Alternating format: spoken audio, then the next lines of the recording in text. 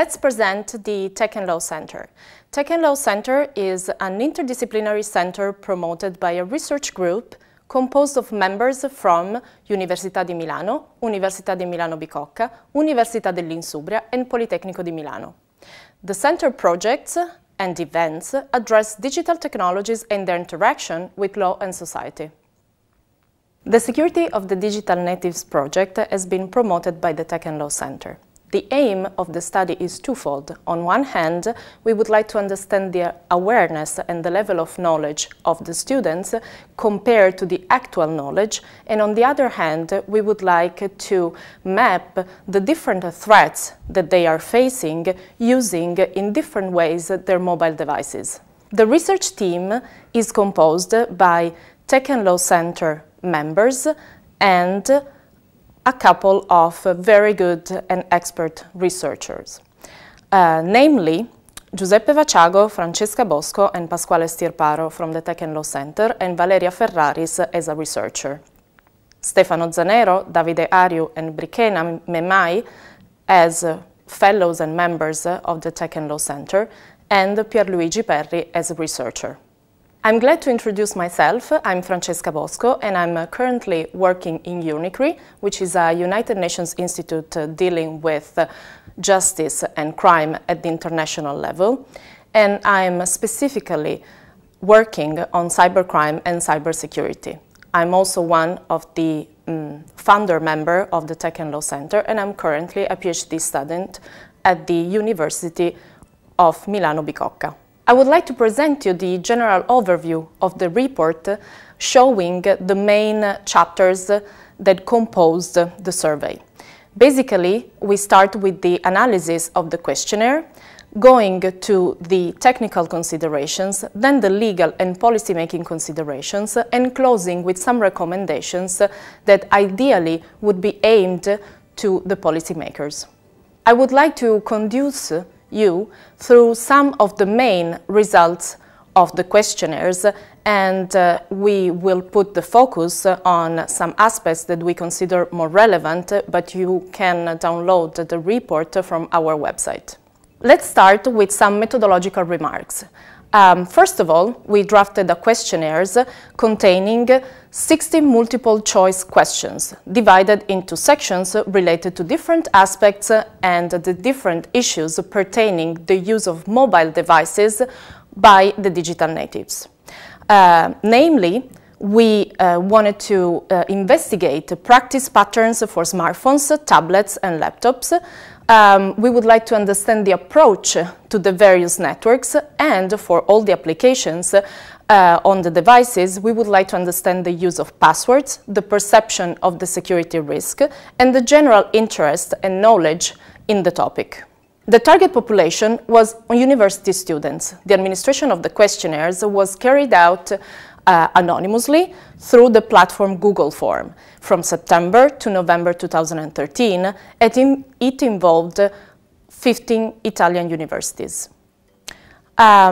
The whole questionnaires that we received were 1,012 questionnaires, and the responses presented a wide range of geographic areas and various degrees of choices, with a good mixture of students from both science and humanities. The statistical technique helped in identifying 3 well-diversified groups, each one presenting homogeneous characteristics useful to define 3 users' profiles. Mainly the light users, and this group represented the 38.3%, the medium users, which represents the 24%, and the heavy users, this group represented 37.4%. Let's see which is the sample which was randomly generated, and it envisaged 58% of male and 42% of female respondents. This is in line with male higher presence in IT studies.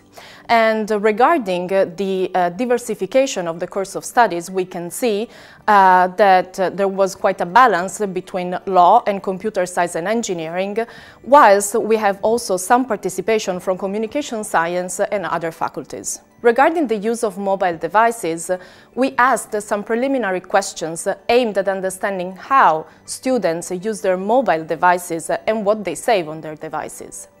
And we saw that a pretty high percentage, almost 75%, always or often make phone calls, receive text messages or emails, they browse the web, they use Skype or other social apps. 70% take photos and videos with their smartphones and tablets, and notably 97% save contacts, photos and videos, whilst a smaller percentage, around 27.7%, store personal passwords on their devices. To understand the knowledge and the fear of risk, we ask how secure they feel when they portray a series of activities. As you can see, we started from very basic activities like phone calls, text messages, emails, calendar and agenda, photos and videos, to more complex or less common, let's say, activities like cloud services, online shopping, video games and gambling. And we can see from the results that basically they absolutely do not fear any risk when they are doing mobile banking and trading, which usually are considered pretty risky activities. And normally they apparently show quite a fear of some risk while doing all the other activities. As a percentage, we can see that the knowledge and fear of risk as a overall, we can see that they consider themselves a bit worried for, let's say, a medium percentage of 53%. Enough worried, no worried and much worried is definitely a very small percentage compared to the perception of risk that they feel. We would like also to understand which is the password use and management and the technologies that they use to protect the mobile devices. We refer to some data here, and basically 28.8% protect mobile devices with PIN number, whilst 23.9% protect mobile devices with pattern lock, and a small percentage, 6.6%, protect mobile devices with passwords or passphrase. A residual percentage of 0.6% protect mobile devices with biometrics, for example, voice recognitions. Going a bit deeper in which are the technical solutions to protect data in mobile devices, we specifically ask regarding a set of different measures, which are the ones that they apply. As you might see, the most used are the Find My Phone and backup tools, whilst for the other, around 20% of the students say that they do not use any of these solutions. We would like to conclude the analysis of the results of the questionnaire with a question which for us was very important. At the beginning of the questionnaire, we ask which is their self-assessment regarding the perception of risk on mobile security. And at the end of the questionnaire, we repeat the same question to check basically the level of self-assessment. Notably, we can see that most of the people answered enough at the very beginning, good, and also for a small percentage, 6.5, they answered very good, whilst at the end of the questionnaire, the percentage really changed because we can see that one of the highest percentage, 30.7%, answered that they have a small awareness, understanding and perception of the risk of mobile security, and the enough answer is pretty stable. The good answer is definitely lowering down, and the very good question is now up to 4.4%. We're now at the final considerations of our study. taking into considerations the analysis of the result, the technical considerations, and the legal and policy-making consideration, we would like to conclude this presentation with some recommendations addressing the different areas that we took into considerations in the report. From a technical perspective, our recommendations are categorized by different technological actors. We took into considerations mobile operating systems, vendors, and mobile software development companies. Starting from the mobile operating systems producer, they should allow users to install applications without being obliged to accept the full permissions required, and should deliver advanced solutions to ease password usage and management. For what concerns vendors, they should be required to provide software updates for their products for a longer period of time, for example, 2 years. Regarding the mobile software development companies and individual developers, they should enforce the use of good passwords, strong passwords, and also enable advanced features of certain applications only if passwords have been properly configured. From a legal and policy side, we formulate recommendations aimed at the wider category of policymakers and legislators, and we ask ourselves what is needed. Basically, to create more awareness on security, lawmakers should in fact take into consideration measures to impose the adoption of minimum security standards on the services provided by the sector's main players. For example, passwords of at least 8 alphanumeric characters. Strong security measures, for example biometric passwords, are not always compatible with privacy measures.